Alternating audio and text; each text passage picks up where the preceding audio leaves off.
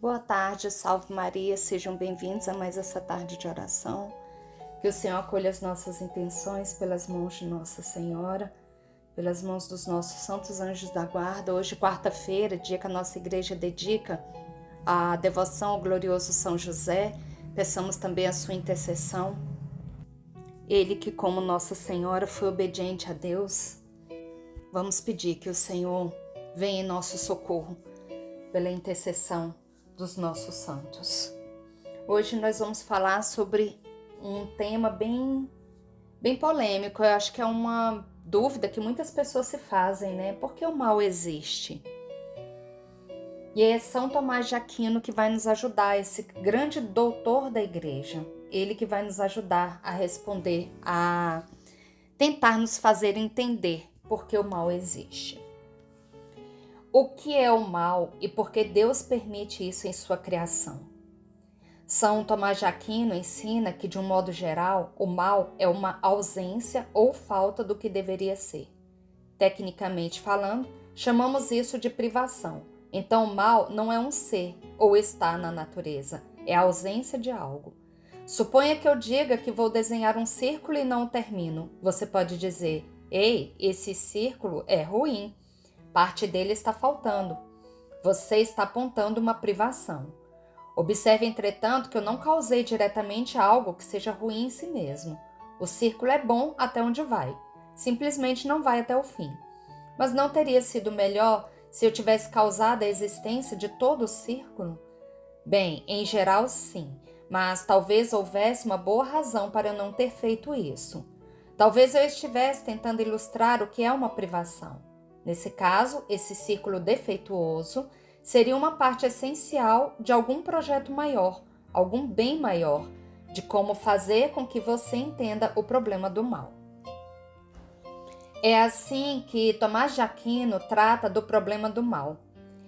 Deus criou um mundo mutável de coisas materiais, e para que esse mundo exista, é necessário que as coisas cresçam, morram e se deteriorem.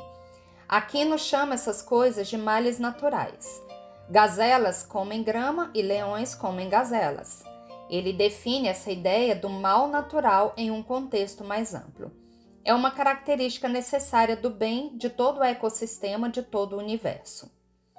Agora, quando Tomás de Aquino fala sobre o mal que os seres humanos experimentam, ele não fala mais do mal natural. Em vez disso, existem dois tipos únicos de mal que pertencem às criaturas racionais e livres: o mal de pena e o mal de culpa. Portanto, um exemplo. Suponha que um camponês chamado João acorde tarde para o trabalho.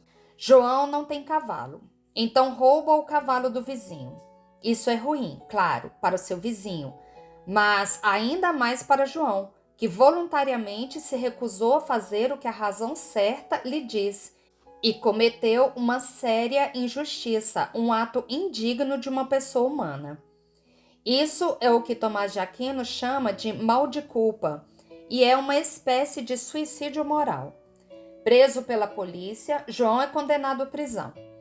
Isso também é um mal para ele, porque agora ele está privado de sua liberdade de movimento. Mas esse segundo mal, estar na prisão, não é do mesmo tipo que o primeiro. É um mal que João sofre em resposta a um mal que cometeu, e isso é chamado de mal de pena. Como devemos comparar esses dois males? Bem, o mal da culpa é pior. Ao pecar, João escolheu livremente se tornar um homem mau.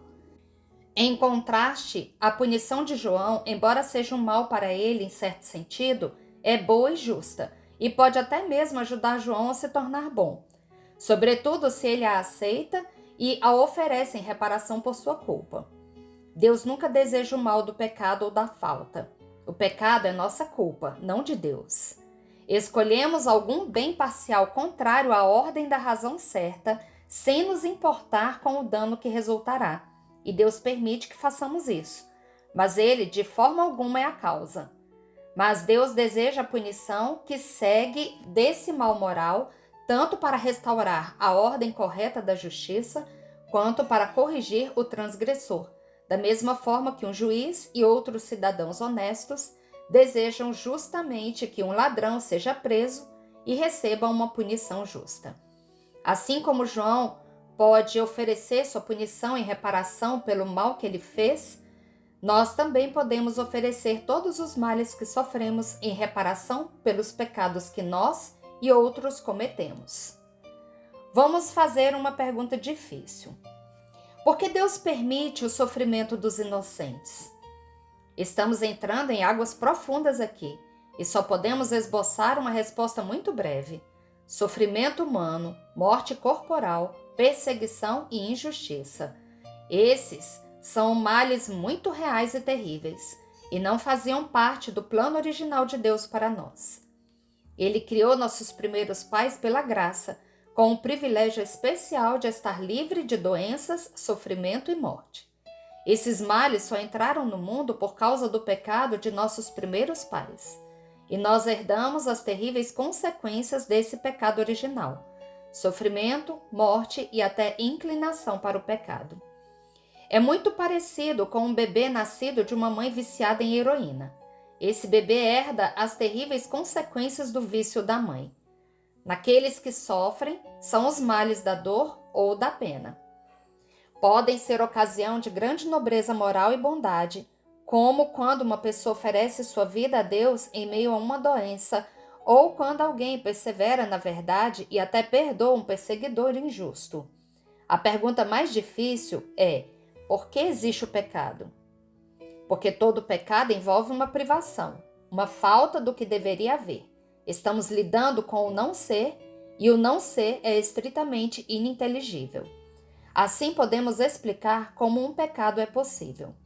A criatura concentra sua atenção e direciona sua vontade para algum bem limitado, desconsiderando o defeito ou desordem que essa escolha irá causar, mas não podemos explicar por que a criatura fez isso. Porque o mal é incoerente em si, é sempre estúpido e autodestrutivo. Por que então Deus permite isso? Alguns respondem a essa pergunta usando a chamada defesa do livre-arbítrio, dizendo que se há liberdade, é impossível para Deus impedir o mal. Esta não é a resposta de Tomás de Aquino, e ele acha que há sérios problemas filosóficos. Deus, como nosso Criador, é a origem de nossa liberdade e implanta em nós nossos desejos para o bem, para que possa agir dentro de nossa vontade, movendo-a para o bem.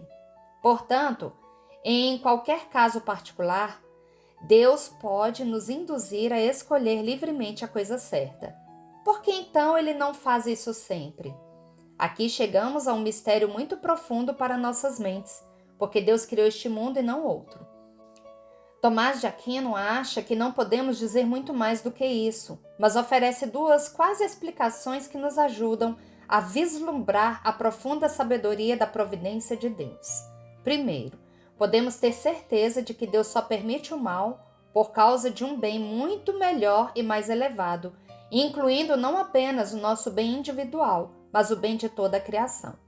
Isso é muito misterioso, porque não podemos ver tudo isso e não podemos conceber como permitir o pecado pode levar ao bem. Mas sabemos que é verdade. Deus é infinitamente poderoso e infinitamente bom, capaz de extrair um bem ainda maior de todo o mal. Também sabemos que somos muito limitados, especialmente em nossa compreensão do todo. Somos como um bebê com a fralda suja que grita porque o pai o faz tomar banho. Ele não entende o bem que seu pai está realizando por ele através do que parece para o bebê um sofrimento sem sentido, mas na verdade é para o bem do bebê. Finalmente, Tomás de Aquino diz que Deus permite o mal do pecado para que ele possa manifestar a sua bondade de uma forma ainda maior como nosso Salvador. Esta é uma bela e elevada verdade e atinge seu ápice na cruz. Ali, o próprio Deus carrega sobre seus ombros humanos todo o peso de nossos pecados e os carrega em terrível sofrimento até a morte.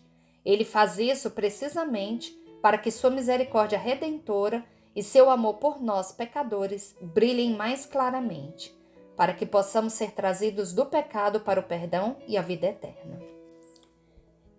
Esse foi um artigo da Faculdade São Basílio Magno. Vamos colocar nessa hora da misericórdia os nossos pedidos, os nossos milagres, aquilo que a gente traz no nosso coração, pedindo que o Senhor nos ajude, que o Senhor sonde os nossos corações e que algumas coisas que estão acontecendo na nossa vida que a gente não entende, que o Senhor realmente tire um bem dessas provações. Eu já passei por uma provação muito grande, para mim foi um mal assim que doía na alma. E Deus realmente tirou um bem muito maior, muito maior. Agradeço a Deus por todas as lágrimas derramadas. Agradeço a Deus por todo o sofrimento, porque o bem que veio depois foi muito, muito, infinitamente melhor, muito melhor. Então, vamos colocar. Eu quero colocar também nessa hora da misericórdia a Dona Maria Aparecida. Ela é a mãe da Luciana, que foi minha vizinha, grande amiga lá do The Prime. Vamos pedir que o Senhor olhe por ela, que São Rafael, arcanjo, o arcanjo da cura, visite, ela está na UTI, que o Senhor cuide dela com muito carinho, com muito amor, que Nossa Senhora esteja ali ao lado do seu leito o tempo todo cuidando dela. E também quero colocar o nosso Brasil, a nossa terra de Santa Cruz, pedindo ao Senhor a libertação, pedindo que o Senhor nos liberte do comunismo, da corrupção, das ideologias satânicas, de tanto mal que querem colocar a todo custo nessa nação, mas essa nação é a terra de Santa Cruz, e eu tenho certeza que Nossa Senhora Aparecida, Nossa Senhora, sob o título de Aparecida, ela é a rainha dessa terra de Santa Cruz e ela vai conseguir de seu filho com certeza a nossa libertação. Pelo sinal da Santa Cruz, livrai-nos Deus nosso Senhor dos nossos inimigos. Em nome do Pai, do Filho e do Espírito Santo. Amém. Vinde, Espírito Santo, vinde por meio da poderosa intercessão do Imaculado Coração de Maria, vossa amadíssima esposa. Vinde, Espírito Santo, vinde por meio da poderosa intercessão do Imaculado Coração de Maria, vossa amadíssima esposa. Vinde, Espírito Santo, vinde por meio da poderosa intercessão do Imaculado Coração de Maria, vossa amadíssima esposa. Pai nosso que estais nos céus, santificado seja o vosso nome, venha a nós o vosso reino, seja feita a vossa vontade, assim na terra como no céu. O pão nosso de cada dia nos dai hoje. Perdoai-nos as nossas ofensas, assim como nós perdoamos a quem nos tem ofendido. E não nos deixeis cair em tentação, mas livrai-nos do mal. Amém. Ave Maria, cheia de graça, o Senhor é convosco. Bendita sois vós entre as mulheres, e bendito é o fruto do vosso ventre, Jesus. Santa Maria, Mãe de Deus, rogai por nós, pecadores, agora e na hora da nossa morte. Amém. Creio em Deus Pai Todo-Poderoso, Criador do céu e da terra, e em Jesus Cristo, seu único Filho, nosso Senhor, que foi concebido pelo poder do Espírito Santo, nasceu da Virgem Maria, padeceu sob Pôncio Pilatos, foi crucificado, morto e sepultado, desceu à mansão dos mortos, ressuscitou ao terceiro dia, subiu aos céus, está sentado à direita de Deus Pai Todo-Poderoso, donde há de vir a julgar os vivos e os mortos. Creio no Espírito Santo, na Santa Igreja Católica, na comunhão dos santos, na remissão dos pecados, na ressurreição da carne, na vida eterna. Amém. Nessa primeira dezena, nós vamos pedir ao Senhor as intenções pela saúde, a saúde física, a saúde espiritual, a saúde mental de cada um de nós. Que o Senhor acolha essas intenções, que o Senhor sonde os nossos corações, e o Senhor sabe todos aqueles que nos pediram orações, que o Senhor também os visite nessa tarde. Eterno Pai, eu vos ofereço o corpo e o sangue, a alma e a divindade de vosso diletíssimo Filho, nosso Senhor Jesus Cristo, em expiação dos nossos pecados e dos do mundo inteiro. Pela sua dolorosa paixão, tende misericórdia de nós e do mundo inteiro. Pela sua dolorosa paixão, tende misericórdia de nós e do mundo inteiro. Pela sua dolorosa paixão, tende misericórdia de nós e do mundo inteiro. Pela sua dolorosa paixão, tende misericórdia de nós e do mundo inteiro. Pela sua dolorosa paixão, tende misericórdia de nós e do mundo inteiro. Pela sua dolorosa paixão, tende misericórdia de nós e do mundo inteiro. Pela sua dolorosa paixão, tende misericórdia de nós e do mundo inteiro. Pela sua dolorosa paixão, tende misericórdia de nós e do mundo inteiro. Pela sua dolorosa paixão, tende misericórdia de nós e do mundo inteiro. Pela sua dolorosa paixão, tende misericórdia de nós e do mundo inteiro.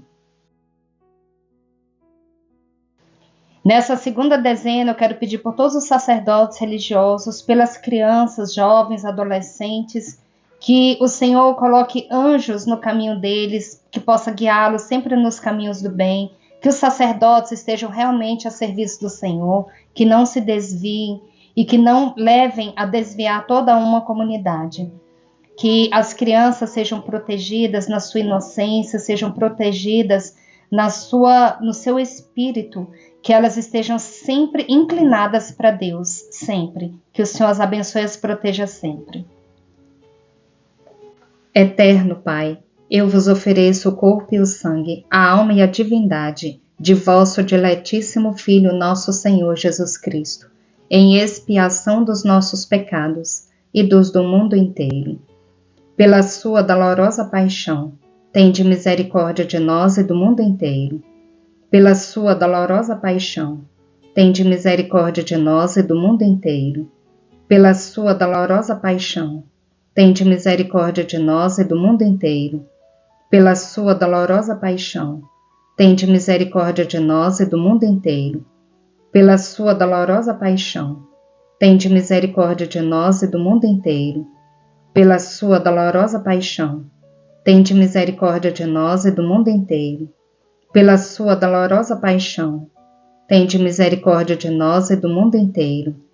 Pela sua dolorosa paixão, tende misericórdia de nós e do mundo inteiro. Pela sua dolorosa paixão, tende misericórdia de nós e do mundo inteiro. Pela sua dolorosa paixão, tende misericórdia de nós e do mundo inteiro. Nessa terceira dezena, nós vamos colocar pelo nosso Brasil, pedindo ao Senhor a graça da libertação, que o Senhor nos liberte do comunismo, da corrupção, das ideologias satânicas e de todo o mal. Que o Senhor proteja a nossa nação brasileira, nossa terra de Santa Cruz, de toda influência maligna. Nós vamos colocar também por todas as mulheres que pensam em abortar, que o Senhor não permita tamanha atrocidade, que o Senhor proteja todas as crianças, especialmente aquelas que estão no ventre de suas mães e que pensam no aborto. Eterno Pai, eu vos ofereço o corpo e o sangue, a alma e a divindade de vosso diletíssimo Filho, nosso Senhor Jesus Cristo, em expiação dos nossos pecados e dos do mundo inteiro. Pela sua dolorosa paixão, tende misericórdia de nós e do mundo inteiro. Pela sua dolorosa paixão, tende misericórdia de nós e do mundo inteiro. Pela sua dolorosa paixão, tende misericórdia de nós e do mundo inteiro. Pela sua dolorosa paixão, tende misericórdia de nós e do mundo inteiro. Pela sua dolorosa paixão, tende misericórdia de nós e do mundo inteiro. Pela sua dolorosa paixão, tende misericórdia de nós e do mundo inteiro. Pela sua dolorosa paixão, tende misericórdia de nós e do mundo inteiro.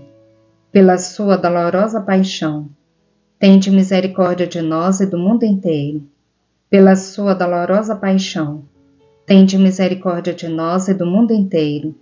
Pela sua dolorosa paixão, tende misericórdia de nós e do mundo inteiro. Nessa quarta dezena, nós vamos colocar os nossos filhos, sobrinhos, netos, sejam eles crianças, jovens ou adolescentes. Mas coloquemos especialmente as crianças, adolescentes e jovens que foram abandonados. que por algum motivo estão longe dos seus pais, que o Senhor os guie, que os anjos do Senhor, que as santas dominações estejam com elas e que as guias protejam todo o decurso de sua vida. Eterno Pai, eu vos ofereço o corpo e o sangue, a alma e a divindade de vosso diletíssimo Filho, nosso Senhor Jesus Cristo, em expiação dos nossos pecados e dos do mundo inteiro. Pela sua dolorosa paixão, tende misericórdia de nós e do mundo inteiro. Pela sua dolorosa paixão, tende misericórdia de nós e do mundo inteiro. Pela sua dolorosa paixão, tende misericórdia de nós e do mundo inteiro. Pela sua dolorosa paixão, tende misericórdia de nós e do mundo inteiro. Pela sua dolorosa paixão, tende misericórdia de nós e do mundo inteiro. Pela sua dolorosa paixão, tende misericórdia de nós e do mundo inteiro. Pela sua dolorosa paixão, tende misericórdia de nós e do mundo inteiro. Pela sua dolorosa paixão, tende misericórdia de nós e do mundo inteiro. Pela sua dolorosa paixão, tende misericórdia de nós e do mundo inteiro. Pela sua dolorosa paixão, tende misericórdia de nós e do mundo inteiro.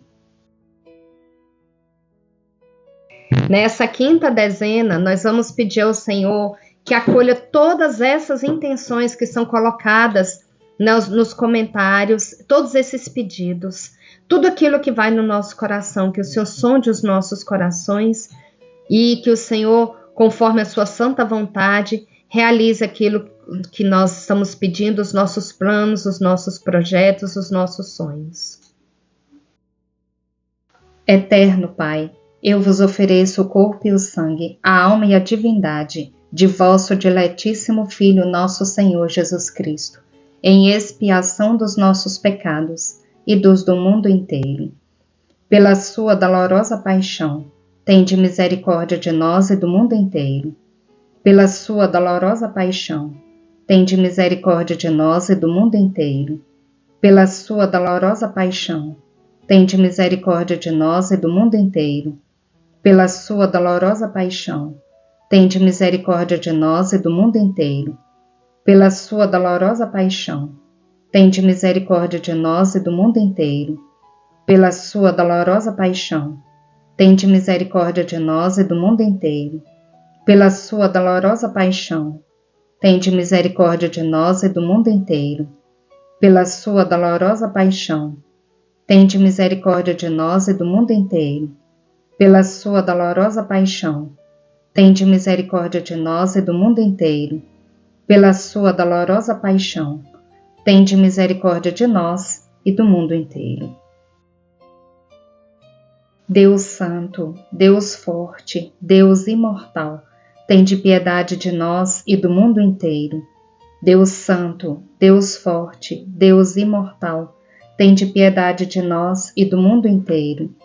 Deus Santo, Deus Forte, Deus Imortal, tende piedade de nós e do mundo inteiro. Rezemos pela conversão dos pecadores do mundo inteiro, especialmente os da Igreja e os de nossa casa. Ó sangue e água, que jorrastes do coração de Jesus, como fonte de misericórdia para nós, eu confio em vós. Jesus, eu confio em vós. Amém.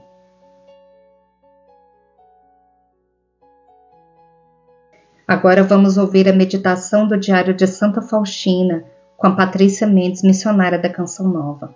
Peçamos que o Senhor continue abençoando para que ela continue nos ajudando com essas meditações.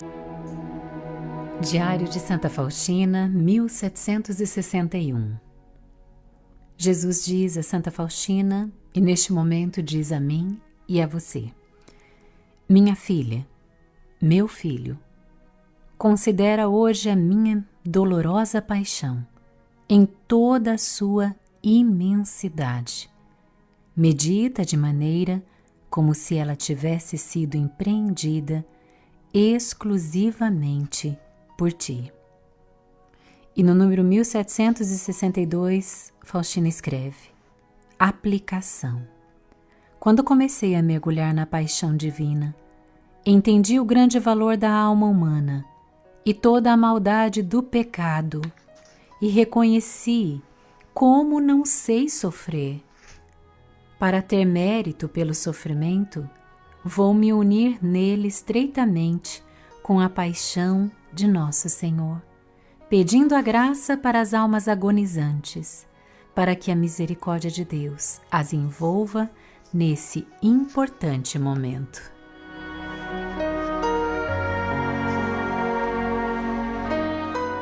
E aqui o Senhor nos convida a viver uma experiência forte, espiritualmente falando.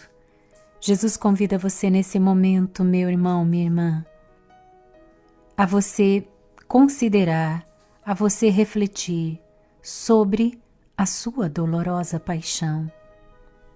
Tudo aquilo que Jesus viveu, desde o momento do Getsêmani,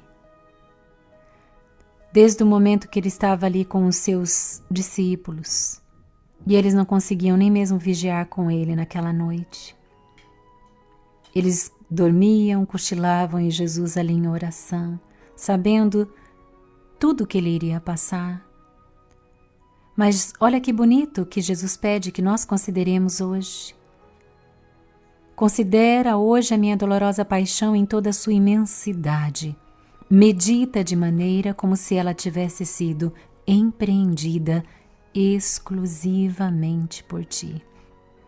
Para por um instante agora e pensa que tudo que Jesus viveu, a traição de Judas, ele ser entregue àqueles soldados, ele ser humilhado na frente de tantas pessoas, ele ser preso, tratado como um criminoso, sem cometer crime algum, ele ser levado diante de Pilatos, a humilhação diante daquelas pessoas, e depois, por ordem de Pilatos, receber aquele castigo de ser chicoteado, maltratado, ferido em todo o seu corpo. Ele não tinha nem forma humana, mas o seu sangue escorrendo, gota por gota, e encharcando o chão. Pense, faça esse exercício agora de meditar, que tudo isso foi somente por você, exclusivamente por você. A dolorosa paixão de Jesus foi por você. Foi para pagar os seus pecados. Foi para pagar as suas culpas. Foi para pagar a imensa dívida que você tinha e você não tinha a possibilidade de pagar. Basta nós refletirmos por um instante. Muitas vezes nós precisamos dessa comparação. Imagine que você deve bilhões para uma pessoa e você não teria a mínima condição de pagar. E isso faria de você um condenado para sempre. Perder a sua liberdade e sua família também, por sua culpa. E de repente aparece um homem muito rico, milionário, e não quer nem saber qual é o que você está devendo, mas ele diz: eu pago tudo que ele deve. E ele vem e paga, e retira a sua dívida. E você é livre novamente com a sua família. Que gratidão você não teria com esse homem para sempre. E o preço que Jesus pagou é infinitamente maior que qualquer dinheiro, que qualquer valor físico deste mundo. É a sua salvação eterna. Se não fosse ele, você teria a condenação eterna, o inferno. Mas Jesus resgatou você por um preço incalculável, o preço de seu sangue precioso. Que hoje seja um dia de gratidão, gratidão, louvor a Deus. Que o seu coração transborde de louvor, de palavras, de adoração, de amor, de reconhecimento a Deus por ter enviado o seu único filho ao mundo para morrer no seu lugar e pagar a sua dívida e pagar a sua culpa. E ao mesmo tempo, juntamente com esse louvor e gratidão, que o seu coração se encha também de um desejo imenso de não mais pecar, de não mais ferir o coração de Deus, de não mais ferir o coração de Jesus, que já foi tão ferido por toda a humanidade. Diga a Jesus: eu quero, Senhor, viver a pureza, eu quero, Senhor, viver a santidade. Sim, Jesus, eu quero viver as virtudes nessa terra para alcançar o céu, para alcançar a vida eterna. Obrigada, Jesus. Obrigada por ter se entregado por mim, por sua dolorosa paixão. Ó divina misericórdia, fonte de milagres e prodígios, eu confio em vós. Ó sangue e água que jorrastes do coração de Jesus, como fonte de misericórdia para nós, eu confio em vós. Bendigamos ao Senhor, demos graças a Deus. Rezemos agora o terço do amor, pedindo ao Senhor a libertação das almas do purgatório, que o Senhor tenha misericórdia e que elas sintam o alívio através das nossas orações.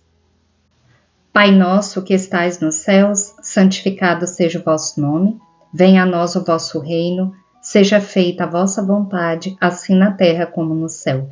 O pão nosso de cada dia nos dai hoje. Perdoai-nos as nossas ofensas, assim como nós perdoamos a quem nos tem ofendido. E não nos deixeis cair em tentação, mas livrai-nos do mal. Amém. Ave Maria, cheia de graça, o Senhor é convosco. Bendita sois vós entre as mulheres, e bendito é o fruto do vosso ventre, Jesus. Santa Maria, Mãe de Deus, rogai por nós, pecadores, agora e na hora da nossa morte. Amém.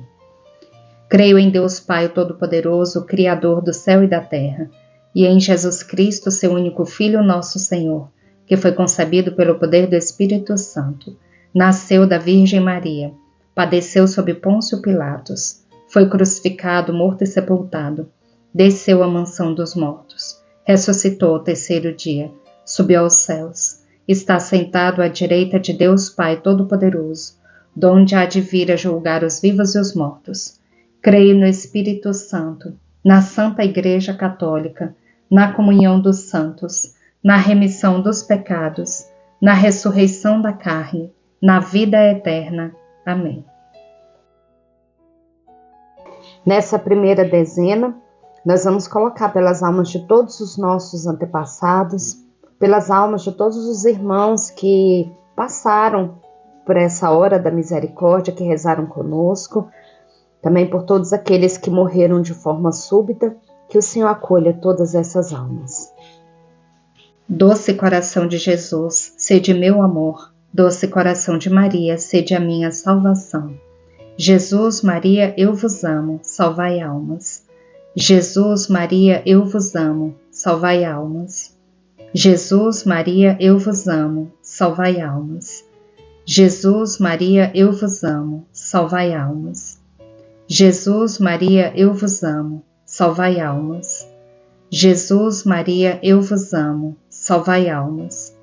Jesus, Maria, eu vos amo, salvai almas. Jesus, Maria, eu vos amo, salvai almas. Jesus, Maria, eu vos amo, salvai almas. Jesus, Maria, eu vos amo, salvai almas. Segunda dezena. Rezemos pelas almas dos sacerdotes, religiosos, missionários e consagrados que ainda se encontram no purgatório. Doce coração de Jesus, sede meu amor. Doce coração de Maria, sede a minha salvação. Jesus, Maria, eu vos amo, salvai almas. Jesus, Maria, eu vos amo, salvai almas. Jesus, Maria, eu vos amo, salvai almas. Jesus, Maria, eu vos amo, salvai almas. Jesus, Maria, eu vos amo, salvai almas. Jesus, Maria, eu vos amo, salvai almas. Jesus, Maria, eu vos amo, salvai almas. Jesus, Maria, eu vos amo, salvai almas. Jesus, Maria, eu vos amo, salvai almas. Jesus, Maria, eu vos amo, salvai almas. Terceira dezena, rezemos pelas almas dos nossos vizinhos falecidos e por todas as almas abandonadas e esquecidas no purgatório. Doce coração de Jesus, sede meu amor. Doce coração de Maria, sede a minha salvação. Jesus, Maria, eu vos amo, salvai almas. Jesus, Maria, eu vos amo, salvai almas. Jesus, Maria, eu vos amo, salvai almas.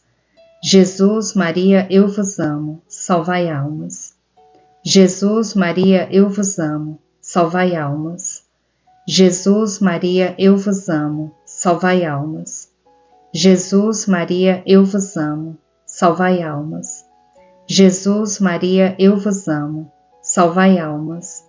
Jesus, Maria, eu vos amo, salvai almas. Jesus, Maria, eu vos amo, salvai almas. Quarta dezena, rezemos pelas almas dos sacerdotes falecidos que passaram pela nossa vida.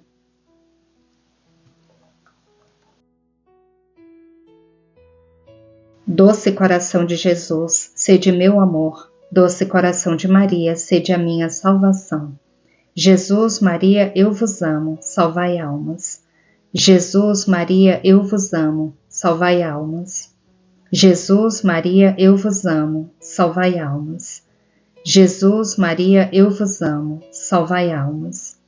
Jesus, Maria, eu vos amo, salvai almas. Jesus, Maria, eu vos amo, salvai almas. Jesus, Maria, eu vos amo, salvai almas. Jesus, Maria, eu vos amo, salvai almas. Jesus, Maria, eu vos amo, salvai almas. Jesus, Maria, eu vos amo, salvai almas.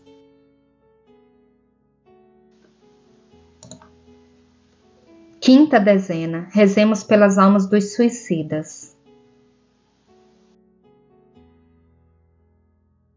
Doce coração de Jesus, sede meu amor. Doce coração de Maria, sede a minha salvação.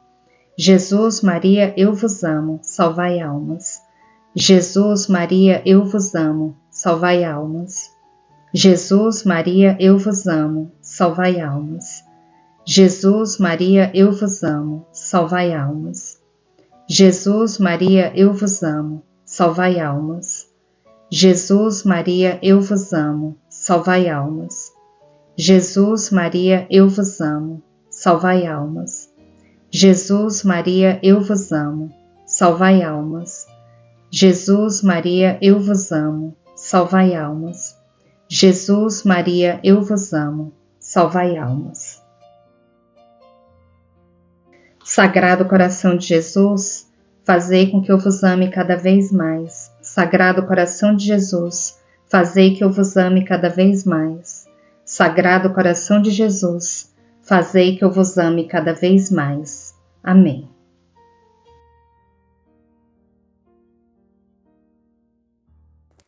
Vamos para a leitura de mais um capítulo do Evangelho como me foi revelado, da mística católica Maria Valtorta. São os capítulos da glorificação de Jesus e de Maria, capítulo 630, os apóstolos são enviados ao Getsêmani, meditação sobre a oração do Pai Nosso. E assim começa a visão de Maria Valtorta. Os apóstolos vestem seus mantos e perguntam: onde iremos, Senhor? O modo de falar deles não é mais tão familiar como era antes da paixão. Se fosse lícito dizer, eu diria que eles agora falam com a alma ajoelhada.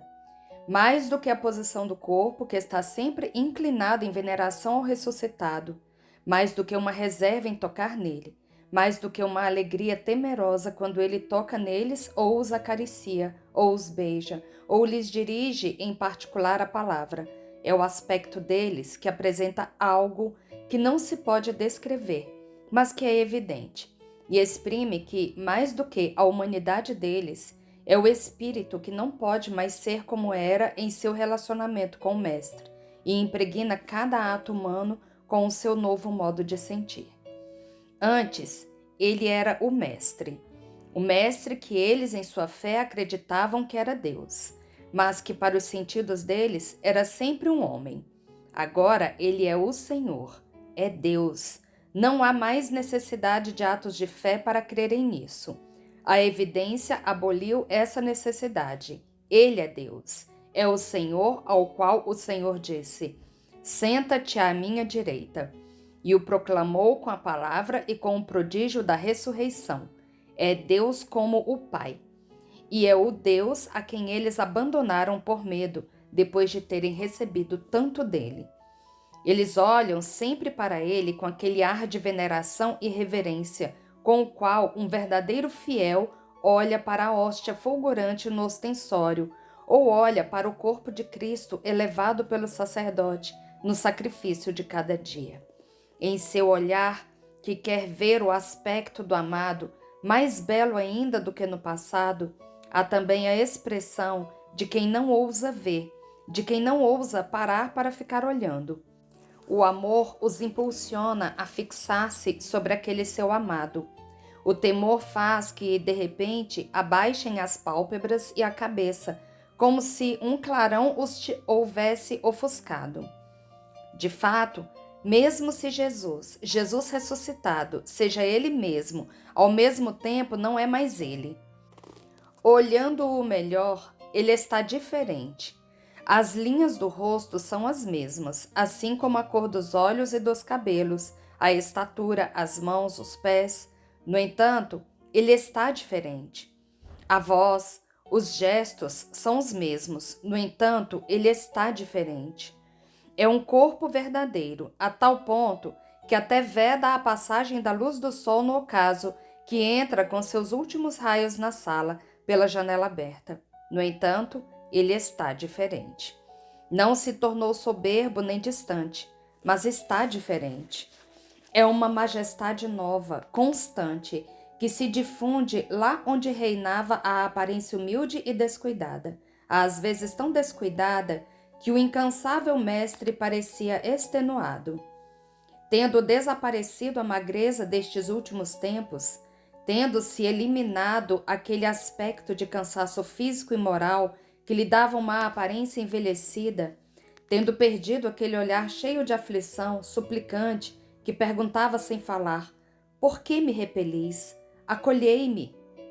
O Cristo ressuscitado parece até mais alto e robusto, livre de todos os fardos, firme, vitorioso, majestoso, divino.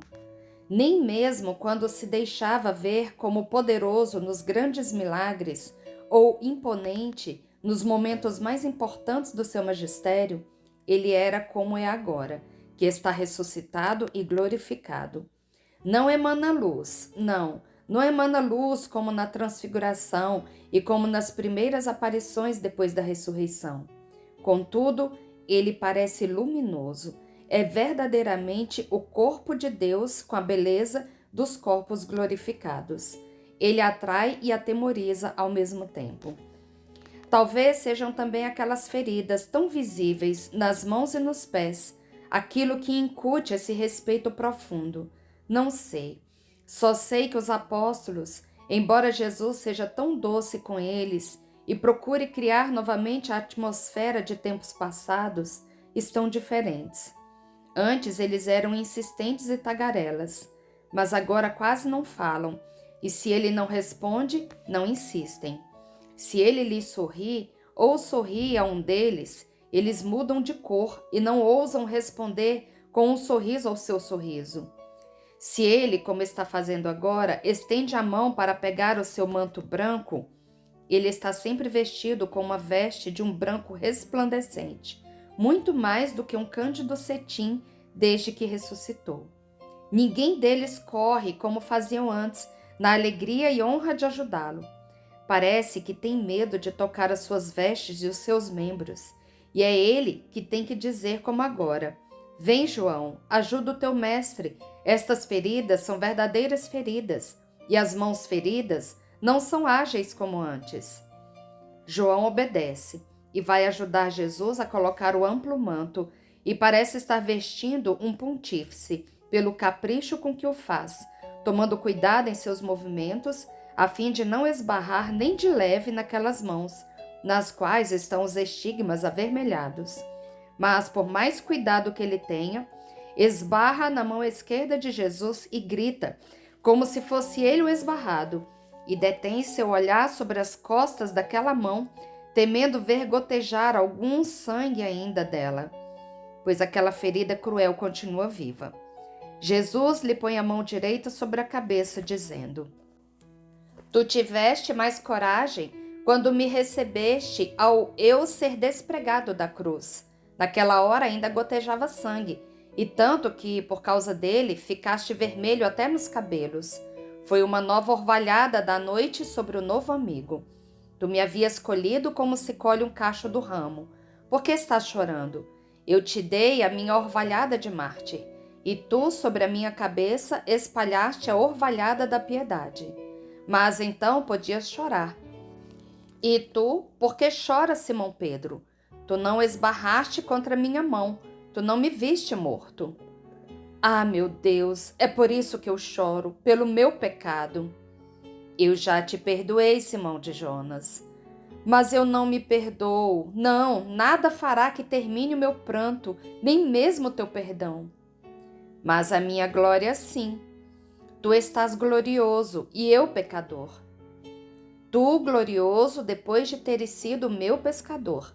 Pesca grande, milagrosa, tu ainda farás, Pedro.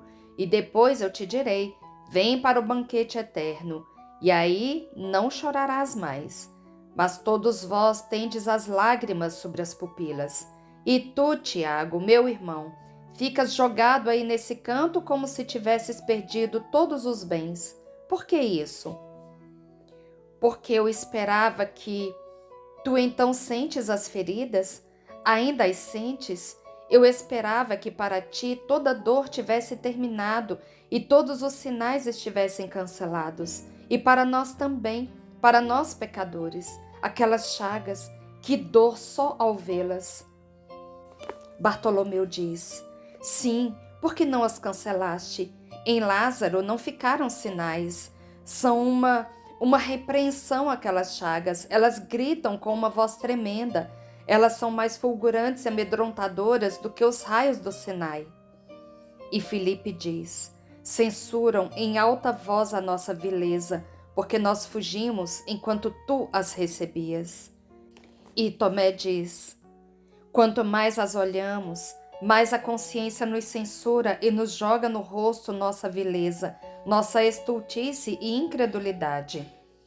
André roga: para a nossa paz e a deste povo pecador, pois tu morreste e ressuscitaste para o perdão do mundo, anula aquelas acusações ao mundo, ó Senhor. E Jesus lhes diz: elas são a saúde do mundo, nelas está a saúde. Quem as abriu foi o mundo que odeia, mas o amor fez delas remédio e luz. Por elas a culpa foi crucificada. Por elas foram suspensos e sustentados todos os pecados do homem, para que o fogo do amor os consumasse no verdadeiro altar. Quando o Altíssimo ordenou a Moisés a arca e o altar do perfume, não desejou os perfurados por anéis a fim de serem levados e conduzidos onde queria o Senhor? Eu também fui perfurado, sou mais do que a arca e o altar. Sou muito mais do que a arca e o altar. Eu queimei o perfume da minha caridade por Deus e pelo próximo, e carreguei o peso de toda a iniquidade do mundo. E o mundo precisa recordar isso. Para recordar o que isso custou a um Deus, para recordar de quanto Deus o amou, para recordar o que as culpas produzem, para recordar que em um só está a salvação, naquele que transpassaram. Se o mundo não visse a vermelhidão das minhas chagas, na verdade logo se esqueceria que foi por sua culpa que Deus se imolou, esqueceria que realmente eu morri no tormento mais atroz, esqueceria qual é o bálsamo para as suas feridas. Aqui está o bálsamo, vinde e beijai-as. Cada beijo aumenta a purificação e a graça para vós. Em verdade vos digo que purificação e graça nunca são suficientes, porque o mundo consome aquilo que o céu infunde, e é preciso compensar as ruínas do mundo com o céu e os seus tesouros.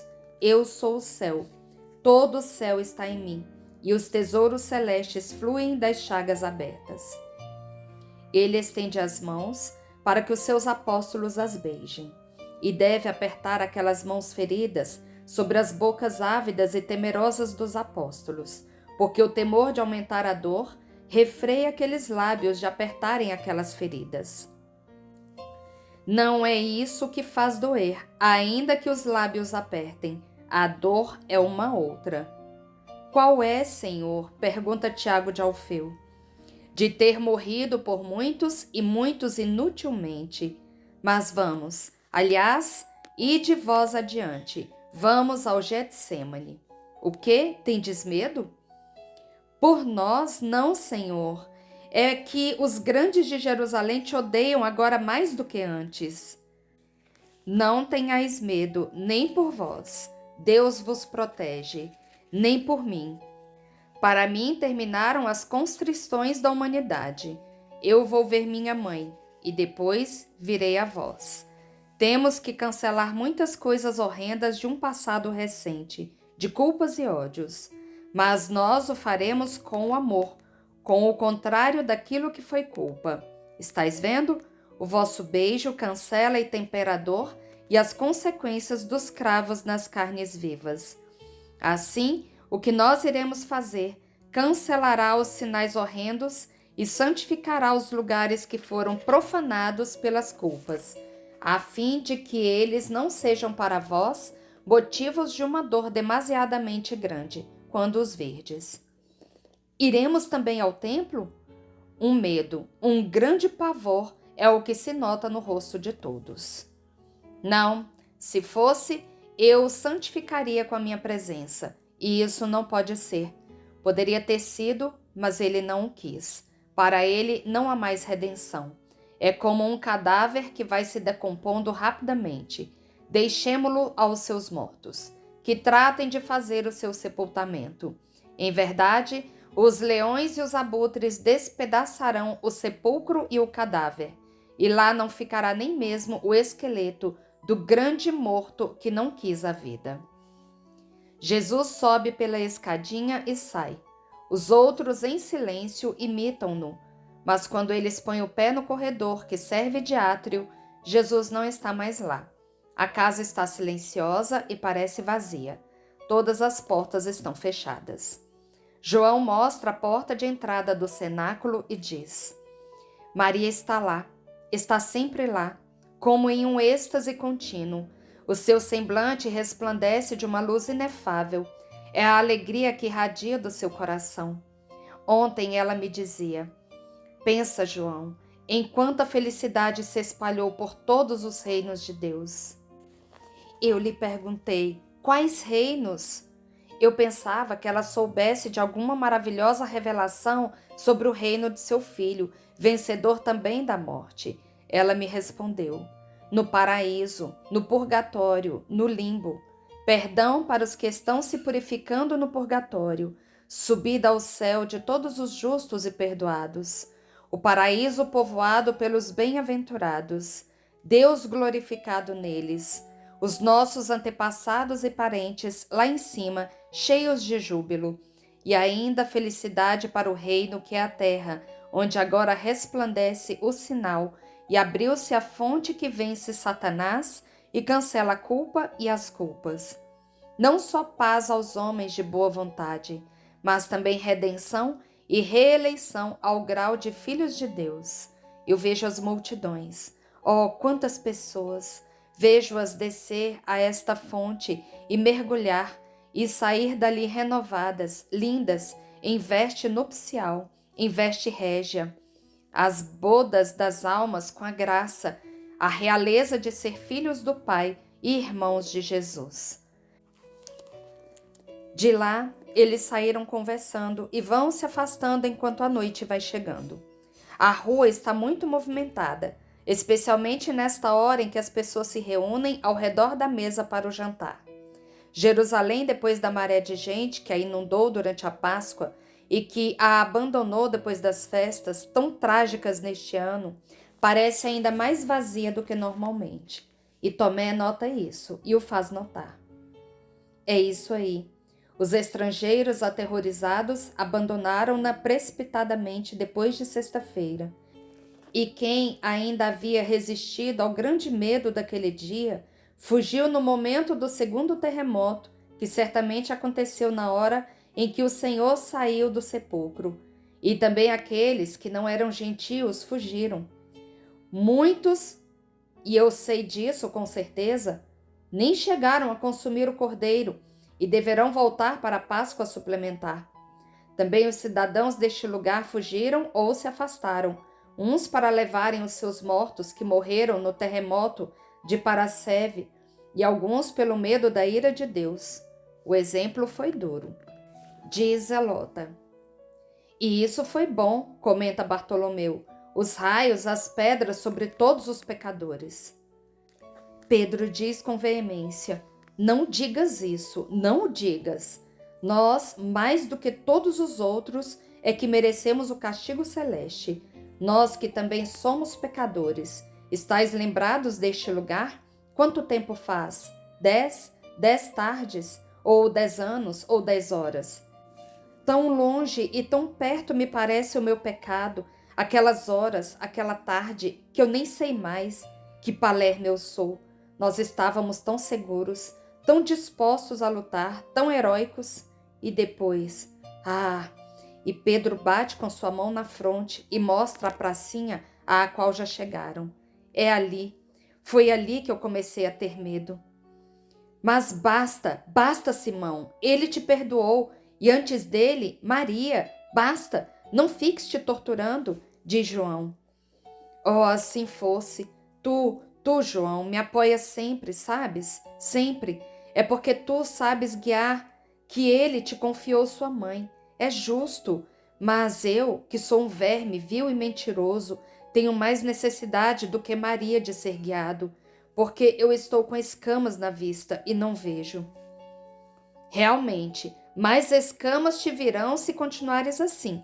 Tu queimarás mesmo as pupilas, e o Senhor não estará aqui para as curar. Lhe diz ainda João, abraçando-lhe os ombros para consolá-lo. Para mim, bastaria ver bem com a alma, depois os olhos não fazem falta. Mas fazem falta a muitos, como farão os doentes agora. Viste aquela mulher ontem, como estava desesperada, diz André. Sim, eles se entreolham e depois confessam juntos. E nenhum de nós se julgou digno de pôr-lhe as mãos. A humilhação causada pela lembrança do comportamento deles os arrasa. Mas Tomé diz a João, tu, porém, podias fazê-lo. Tu não fugiste, tu não renegaste, tu não foste incrédulo. Eu também tenho o meu pecado. Ele é também contra o amor como o vosso. Eu, perto da arcada da casa do Josué, agarrei pelo pescoço Euquias e o teria estrangulado, porque ele dizia insolências à mãe. E também eu odiei e amaldiçoei Judas Iscariotes, diz João. Cala-te, não fales esse nome, é o de um demônio, e eu tenho a impressão de que ele não esteja ainda no inferno, mas que nos esteja rodeando para fazer-nos pecar novamente, diz aterrorizado Pedro. Oh, ele está sim no inferno, diz André, e ainda que estivesse aqui, o seu poder agora cessou. Ele tinha tudo para ser um anjo, e foi um demônio, e Jesus venceu o demônio.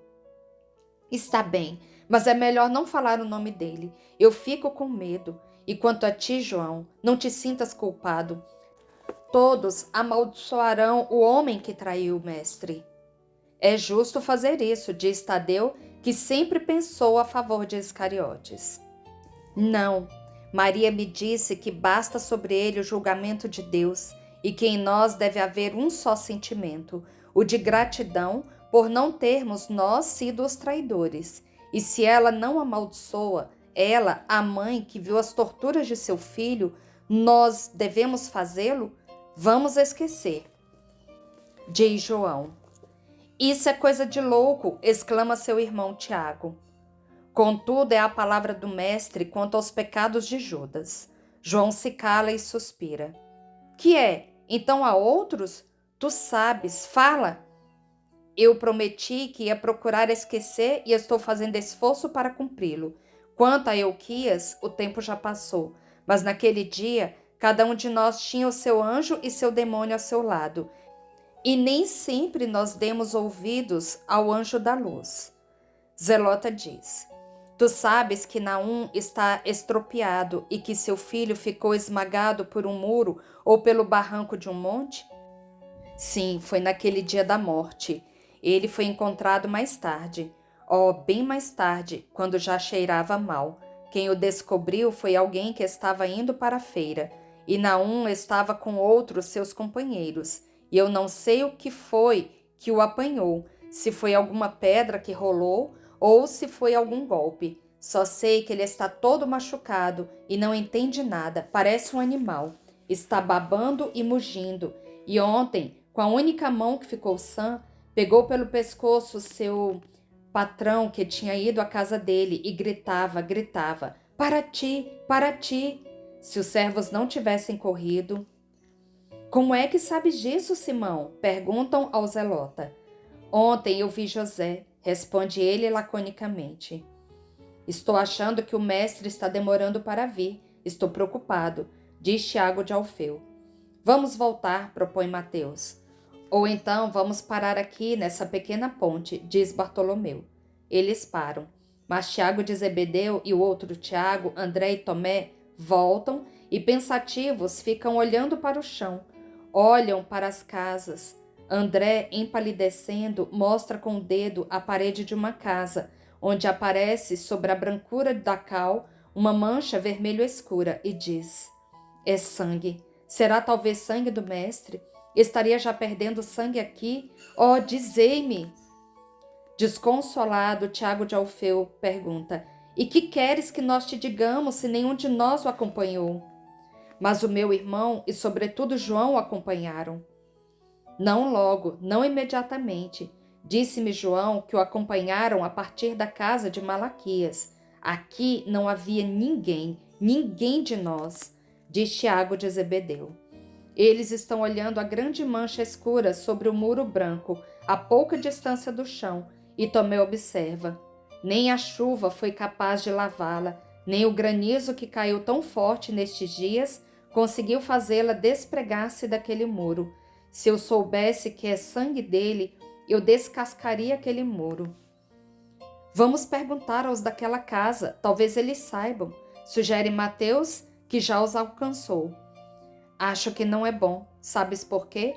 Eles poderiam ser inimigos do Cristo responde Tomé, e nós continuamos a ser uns covardes, termina Tiago de Alfeu, dando um grande suspiro. Pouco a pouco, todos foram se aproximando daquele muro e o estão olhando. Passa uma mulher, uma retardatária que está voltando da fonte com os cântaros pingando água fresca. Ela os observa. Apoia os cântaros no chão e os interroga. Estais vendo aquela mancha no muro? Vós sois discípulos do Mestre? Vós me pareceis sê-lo por serdes magros no rosto e também porque eu não vos vi indo atrás do Senhor quando ele passou por aqui, preso e sendo conduzido para a morte.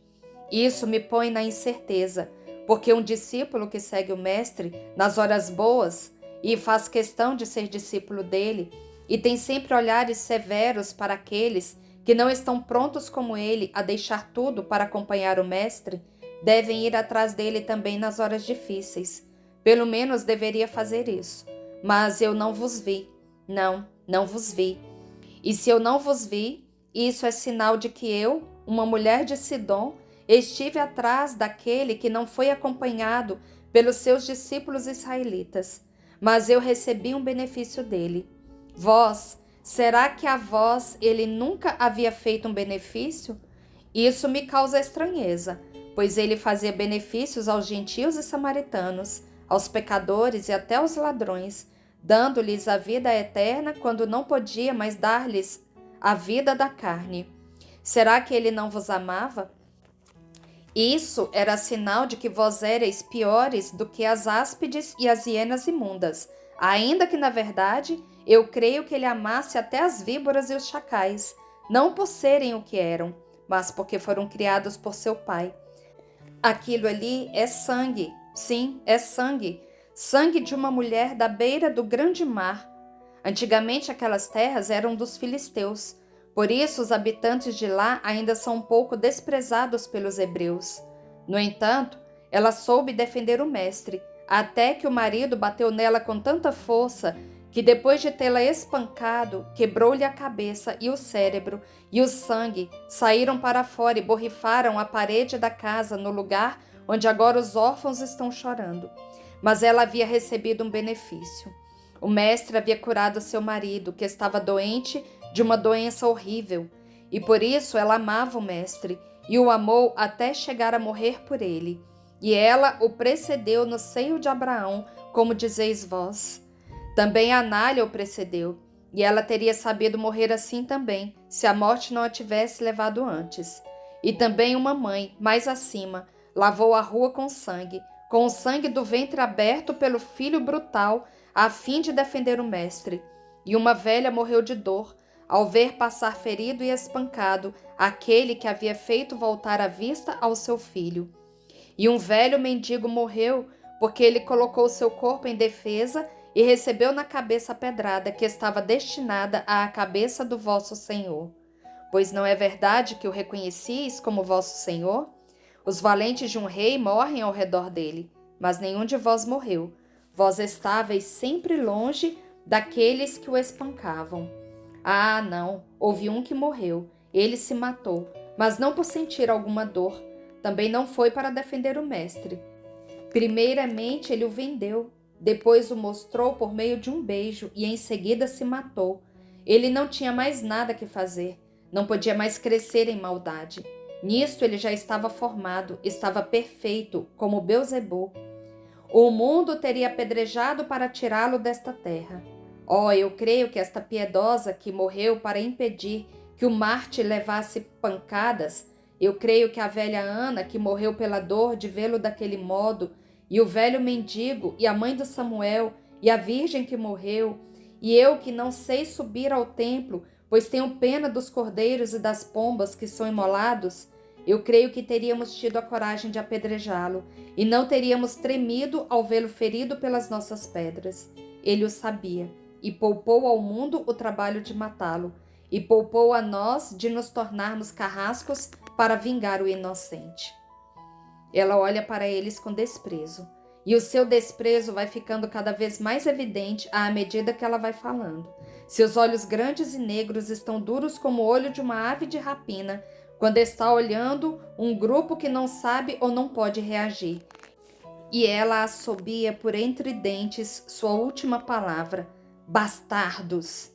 E recolhendo as suas ânforas, ela vai-se embora, contente por ter podido cuspir todo o seu desprezo para com os discípulos que abandonaram o mestre. Eles estão aniquilados, estão com as cabeças inclinadas, os braços pendentes e abatidos. A verdade os esmaga, e eles ficam meditando sobre as consequências de sua vileza. Calam-se, nem ousam olhar-se um ao outro. Até João e Zelota, os dois que são inocentes dessa culpa, estão agora como os outros, talvez pela dor de ver os companheiros tão humilhados e pela impossibilidade de curar aquela ferida que lhes fez aquela mulher com suas palavras sinceras. E eu vou parar por aqui, porque esse capítulo é muito grande, senão vai ficar um vídeo muito extenso, e a gente deixa para amanhã a continuação desse capítulo. Bendigamos ao Senhor, demos graças a Deus. Encerramos mais essa tarde de oração, pedindo a Nossa Senhora, através dessa Salve Rainha, que nos ajude a caminhar neste vale de lágrimas que nos ajude a sermos conformados com aquilo que o Senhor quiser nos mandar, pedindo apenas a força, que o Senhor nos ajude a ter a força de caminhar e de fazer a sua santa vontade. Salve, Rainha, Mãe de Misericórdia, vida, doçura e esperança nossa, salve.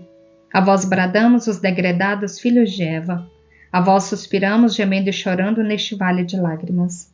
Eia, pois, advogada nossa, esses vossos olhos misericordiosos a nós volvei. E depois deste desterro, mostrai-nos Jesus, bendito o fruto do vosso ventre. Ó clemente, ó piedosa, ó doce sempre Virgem Maria. Rogai por nós, Santa Mãe de Deus, para que sejamos dignos das promessas de Cristo. Amém. Estivemos e sempre estaremos reunidos em nome do Pai, do Filho e do Espírito Santo. Amém. Até amanhã, se Deus quiser. Fiquem com Deus e que Nossa Senhora passe à nossa frente.